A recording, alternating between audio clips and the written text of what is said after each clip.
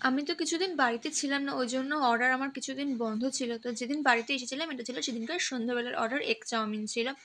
তো আমি বাড়িতে এসেছিলাম দুপুরবেলার দিকে। তো আরামসে আমি সন্ধ্যাবেলা অর্ডারটা নিতে পেরেছিলাম। দুপুরবেলা কোনো লাঞ্চের অর্ডার হলে পারতাম না। তো এখানটা একটু স্কিপ করে যে আমার স্টোরেজের একটু প্রবলেম হয়েছে, ওই জন্য আমার ভিডিওটা এখানে এরকম স্টপ হয়ে গেছে। তো যাই হোক, এখানে মা আজকে একটু বাঁধাকপি দিয়ে গাজর দিয়ে চাউমিনটা করবে, এগ চাউমিন। তো তোমাদের সাথে একটা ভিডিওতে আমি বলেছিলাম যে আমি মাসি ঠাম্মির বাড়িতে গেছিলাম, বাট এখনও পর্যন্ত আমি কোনো ভিডিও শেয়ার করতে পারিনি। আমার একটু টাইম লাগবে, আমি তোমাদের সাথে সব ভিডিও শেয়ার করবো, ওখানে কী করেছি, কোথায় ঘুরতে গেছি।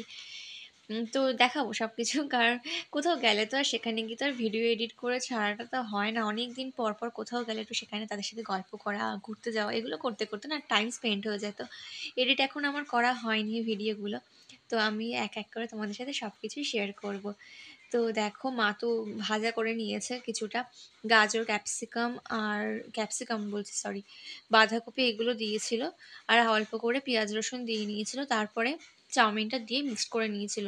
আজকে কিন্তু বেশ ভালোই লাগছিল, আজকে আগের দিনের থেকেও বেশ ভালো লাগছিল। আগের দিনে তোমাদের সাথে চাউমিনের রেসিপি শেয়ার করেছিলাম, তো দেখেছিলে মা কীভাবে করেছে। আজকেও সেম প্রসেসেই করেছে, বাট আজকে আর কন্টেনারের তোলাটা আমি দেখাতে পারিনি।